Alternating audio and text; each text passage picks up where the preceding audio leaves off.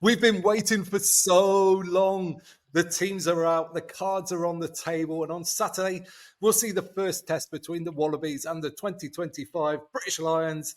Hello, amateurs. Welcome back to the channel. I'm going to be here with you throughout the Lions series and beyond. So hit subscribe to follow along. And I've got Elko with me today to go through it all. Mate, how excited? Yes, very, very excited. It's the business end now, isn't it? Already forgotten about the warm up. So yeah, cannot wait for Saturday morning. Absolutely. And these games, well, people have been saying these first games in series are often tight. And it was in 2013, just a last minute missed kick ended up with a Lions victory. But back in '01, the Lions won big against Australia. And all the way back in '89, actually, the Wallabies had a really big win in the first test. So it's not unknown for these first tests to be won by a dominant side. Yeah, it could be. I know that I think the betting is 10 points plus 10 for the Lions, which is pretty punchy. I don't know. Just looking at the kind of preparation for both teams, and two coaches that know each other so well, I can't. It might be a blowout one way or the other. Um, but I have a feeling it's going to be quite edgy and a bit bite your nails time. Certainly first half. I think we don't, this is the beauty, isn't it? We just don't know. Exactly. That's why we watch. That is why we Yeah, watch. Okay, so I've done videos already today on the team selection, so I've dug into all of that. I'll link those directly above Elko's head over the next minute or two, so you can go and check those out if you'd like. But what we will do is just talk about some of the key selections in terms of how it's going to inform the gameplay in this match. And obviously, for the Lions, the biggest one is the back row. What have you made of that, Elko? What do you think about Curry starting at 7? uh, I, yeah. I get it. I think the coaching staff are looking at the referee as well, big time. With O'Keefe, I think he gave them nothing. I think the Western Force, right? And yeah, I think they kind of there's no point picking a load of sort of Morgan Van der Fleer type jacklers, particularly Morgan, who's obviously, as we know, and I get why some people are pretty upset this morning. Um, but I get it. Curry's a big game player. He's a big game player, and Faz knows it. And you've got to, as a supporter, we now have to just back them and go. All eyes are on him. I think all the selections are really clever. Faz is all about emotion, all about psychology. And if Curry has an inkling, which he probably does, that there's a bit of pressure from outside, he's going to go out there and fill that shirt and go balubas because he knows that there's a lot of Welsh people. He knows Morgan sat and stand looking, going, "I should be there." So I think it's clever, and I think just in the way we're going to play it, looking at the bench as well, I think we're going to be pretty direct, right? So, um, I think it's a good selection. I like it just on the psychology. It means business. Curry's a big game player, and it's a big game. Yeah, absolutely. And in fact, Farrell mentioned it when talking about Ty Burn in the press conference. He says Ty Burn has big games in big games. And he's another one who's grown throughout the tour. Like he had some poor performances at the start, but he's got better every time. And of course, you want to play your best rugby in the biggest games where it matters the most. So I think we sense with both these players at 6 and at 7 that that is what is going to happen this weekend. Yeah, and he's done this with Ireland all the time. If you think of some of the conversations around O'Mahony and Murray over the last sort of 18 months, and people saying he knows these guys. I don't think he has been on quite right burn, but also I think he's been captaining the side. That's a bit of a distraction. But you've got to think if he can, he will pay back his coach for selecting him. It's another emotional pick, right? He's going to be so up for this. And again, he knows that there are people on the bench and in the squad thinking, I want that jersey. So I think it's another clever one. I would say also, I'm convinced that we will see massive changes from one, test two, and test three. I feel that's going to be probably Farrell's sort of uniqueness on this. I could be completely wrong, and we'll start with this team next week, and we'll finish with it in 3 weeks or 2 weeks. I don't think that's going to be the case. I think there's going to be massive change again going to the referees and how well the Italian guy knows European rugby and stuff like that. So Yeah, it's I think also with Byrne, it's line out as well, right? He's it gives us extra massive extra options there. Yeah, completely. And the other decision, which maybe had some contention around it, was Tuipulotu selected at 12 ahead of Aki, where a lot of people were sort of saying that Aki would give us that real directness and go forward, which might be very important, especially at the start of the test match. But Farrell spoke about that in the press conference and said, actually, like they'd have both been good, and we're just looking at where we can get the most impact. And Aki coming off the bench has done that many, many times for Ireland in particular. Yeah, I think it's a tough one. As soon as Ringrose was injured, in my opinion, Aki was out. I think you can't. They hadn't played together. And I think you need to go in with some kind of combination. Although I was thinking this morning, I was thinking, hang on, if you're going in with a really established 10, 12, 13, as we are now going in bar sort of injuries, they know each other very well. Presumably, there's loads and loads of tape of those guys playing together, which with Joe is a massive problem for me. I'm thinking, oh, he's gonna maybe the way was to go with an untried partnership just to throw something in there. But no, I think it makes complete sense. Again, his hands are tied in terms of selection on the bench because I don't think Owen Farrell is quite ready to step in there, and because Kinghorn's injured, it means you know it looks we're a little bit short, kind of, if we get a double injury, but most squads will be.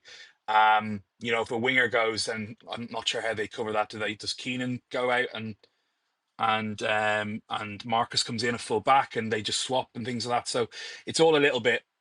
Hopefully, please God, there isn't any serious injuries. But Aki off the. I mean, presumably this first 60 minutes or 50 minutes is going to be absolutely, what we really haven't seen yet. Massive peak of intensity, proper test match where guys are just giving it all. And then we've got a serious bench coming off. I would not want to be Liner, young Liner there at 10, having probably have to deal with a lot of traffic. And then he sees Aki coming off the bench. Jeez Louise, do you know what I mean? It's like whoa. So yeah, I think there's massive impact, and it shows again from Farrell and the coaching team. It shows massive intent. It's like we're coming at you here. So I'm excited about it. I think it makes sense to me, the selection and Aki coming off the bench there. Yeah, I can see it as well. It does make sense to me. I can certainly see and understand the reasons for it. Now, let's get on to these Wallabies, because they are missing a raft of big players. And I mean, literally big players. Literally, Big yeah. Will Skelton and Rob Valentini missed out by a tiny little bit this week. I think Joe Schmidt said that if this was the final game of the series, then he might have risked them that close to being fit for selection, but not. Loa Loasio, the sort of incumbent 10 as well, was injured against Fiji, and it looks unlikely he'll play throughout the whole series, which means, as you mentioned just then, Tom Liner comes in, and this is his first Wallabies start in such a huge game. What pressure! It's massive, isn't it? Massive. Suppose he's got someone good to talk to in his old man to kind of go, geez, Dad, what do I do here? And I guess Joe had to start him, right. He couldn't. You're better off starting him. If he has an absolute disaster, then he can shepherd tuck him off. There's obviously something about him if he's in the squad, right? He's obviously got talent. He's got the DNA. So I think you go with him. He could have an absolute stormer. He could really grab. The fear is, I would imagine though, that he will be targeted. Of course, he's going to be targeted, right? And that's why having someone like Curry in there, who's been around and done it, will hopefully do it cleverly and legally. But he's going to get his feathers ruffled. That's for sure. But yeah, it's a shame about the injury to the guy who probably should have been starting. Yeah, I mean, all fly-offs get targeted. There's no surprise about that. But it'll be interesting to see how much the Lions do go after him. But by all accounts, he's got a really calm head on his shoulders, just like his old man, and he's just sort of oozes sort of confidence. Quiet confidence is how he's been described. Just a sort of subplot here, though, as well, along with our Owen Farrell, who you mentioned for the Lions, is James O'Connor being in camp with the Wallabies now, and the potential there for an O'Connor versus Farrell end to this series. I find that quite interesting that that's bubbling away in the background as well. Well, yeah, and both of them would be very keen for them with both massive competitors. Again, this phrase of test match animal.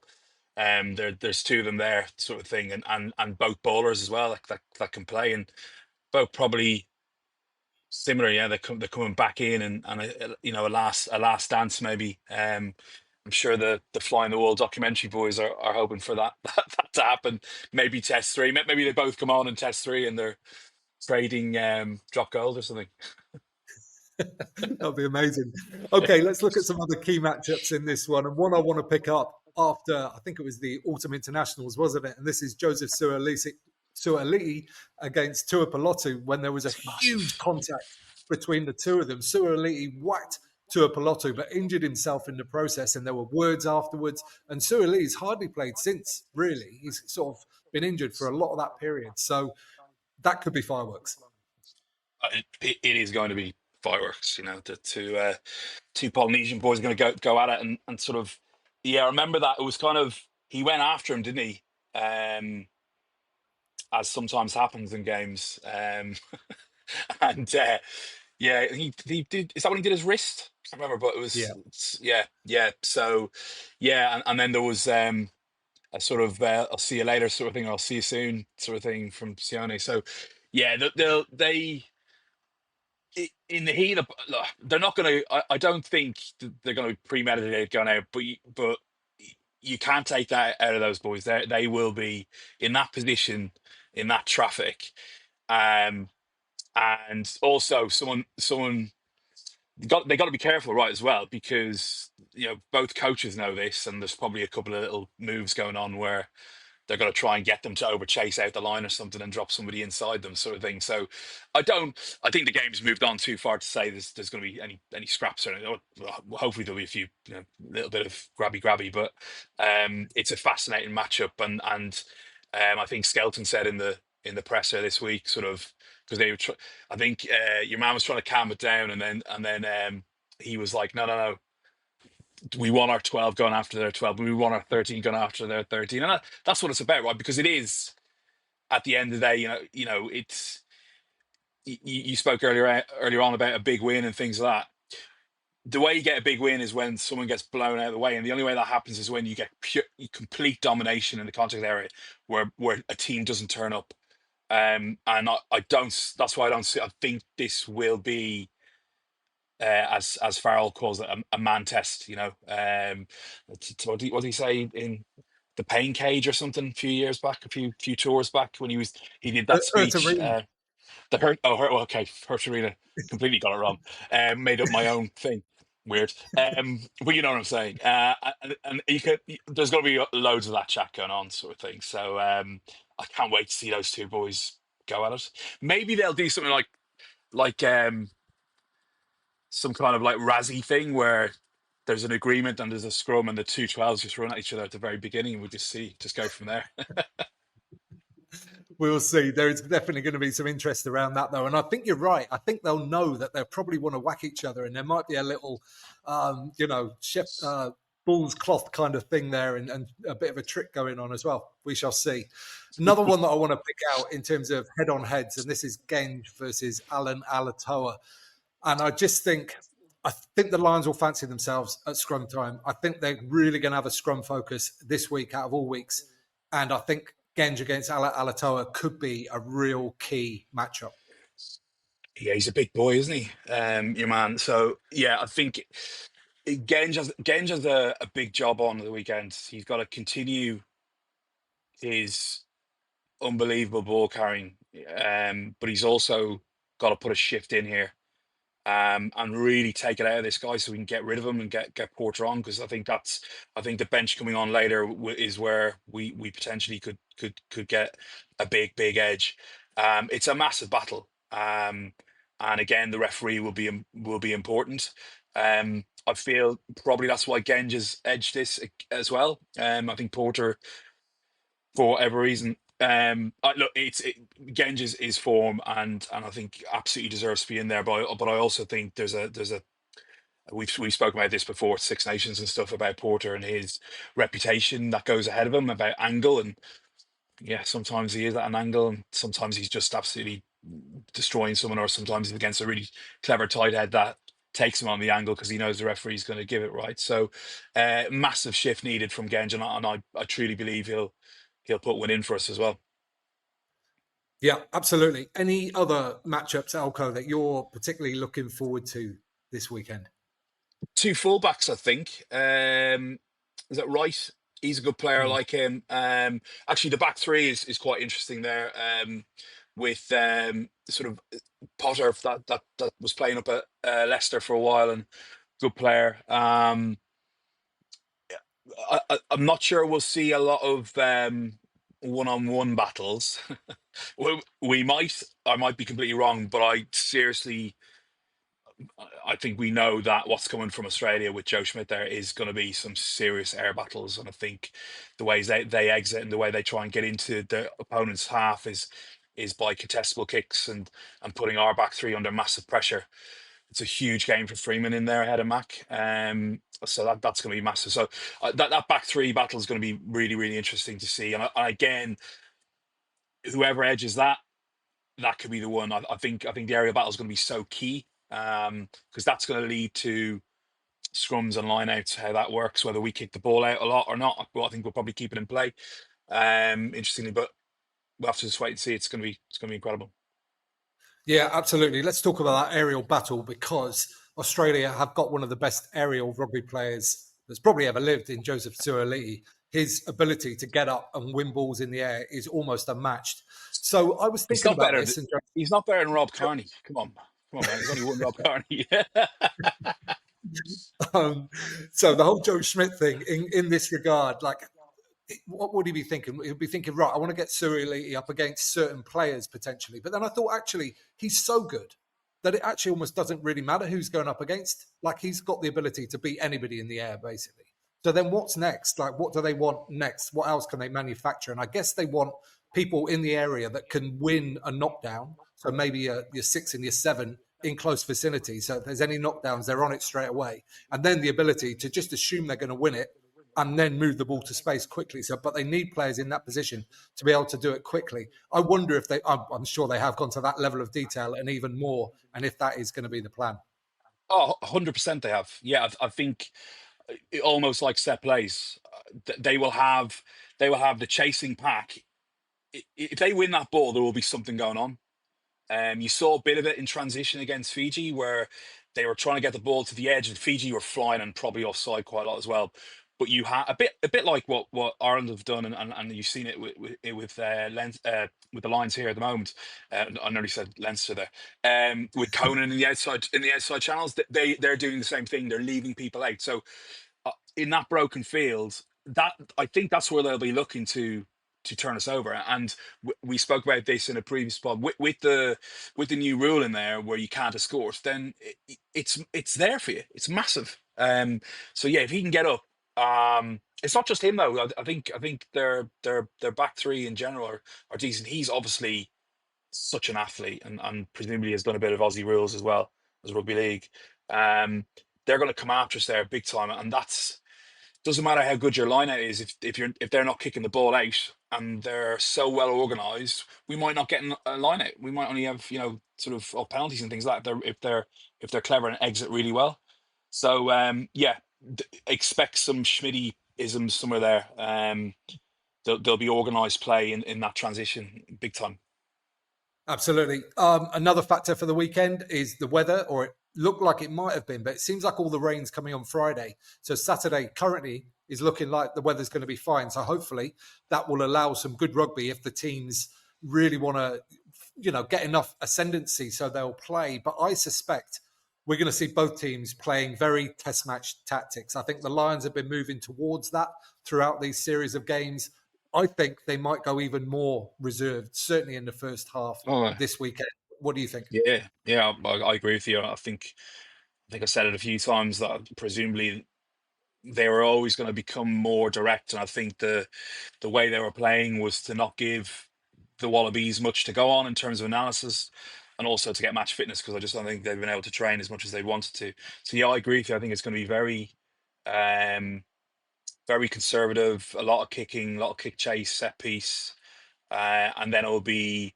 Well, I think most the last few tests have been like that in terms of lines. That's the way it is, unless you're chasing a game, which we don't want to be. But yeah, I think it's going to be, as I said at the beginning, a lot of nail biting going on, and probably we'll probably hopefully pull away in the last sort of quarter of the game with the bench coming on.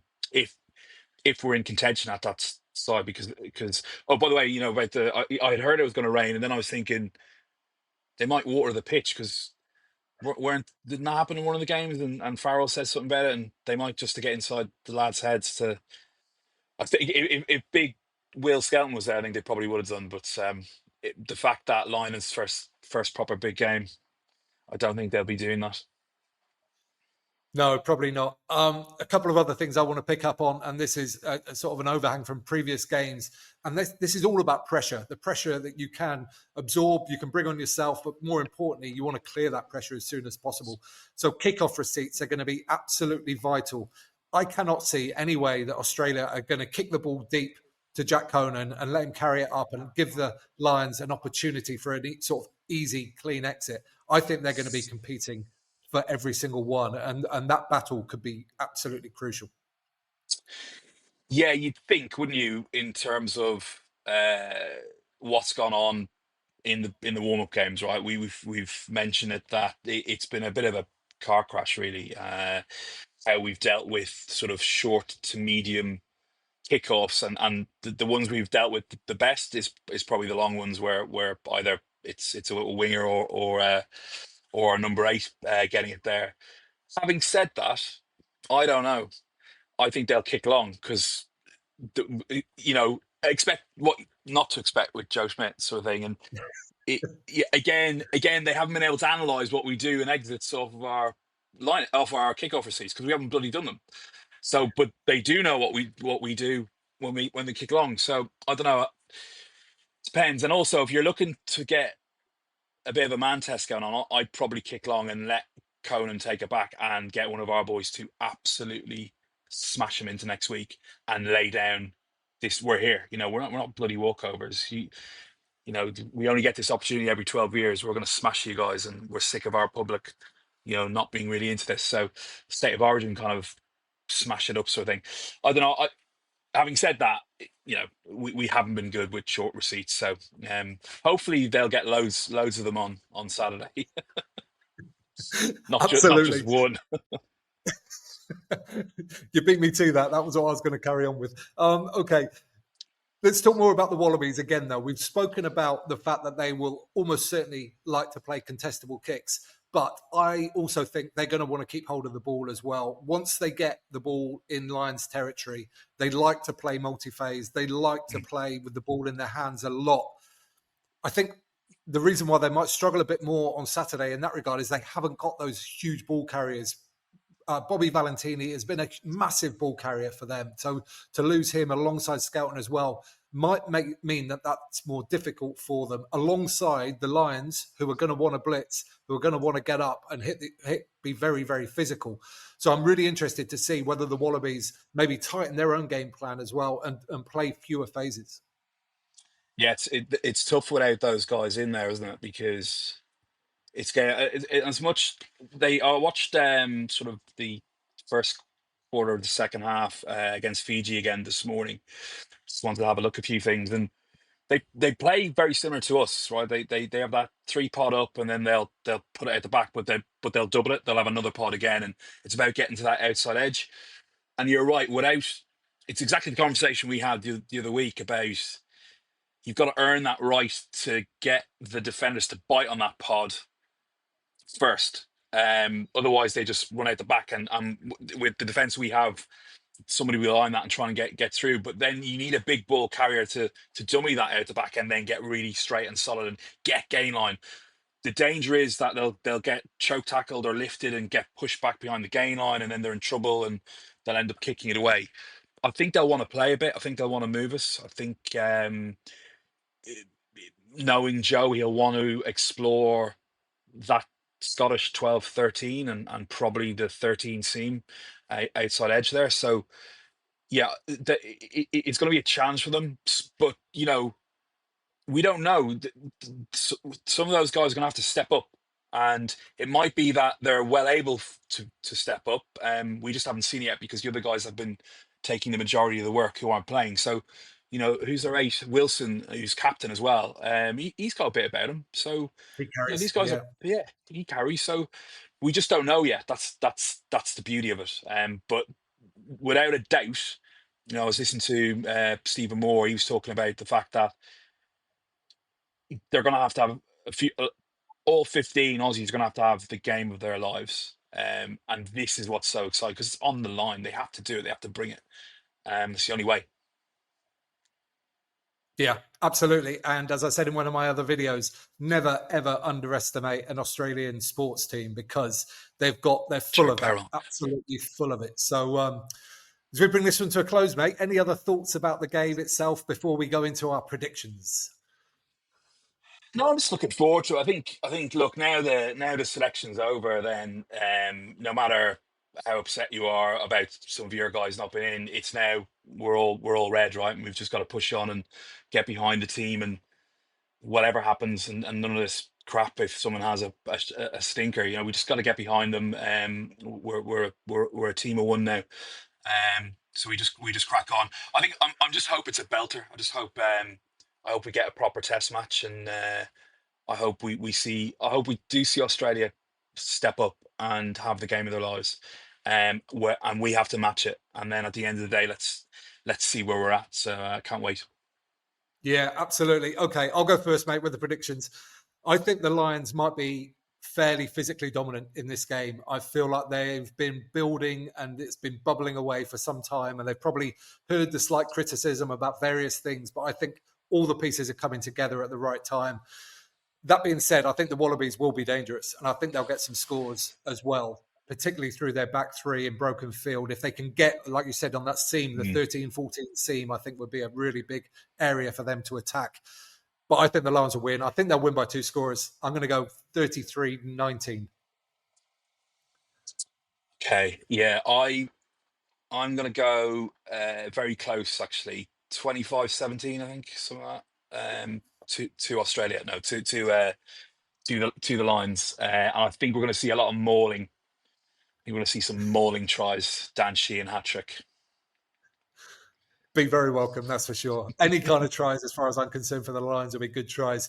Okay, people at home, what do you think? We've said what we think in terms of the tactics, the players, the matchups, all of that kind of stuff. But let us know in the comments down below. Let us know something that you're thinking about that we maybe haven't noticed or seen or whatever.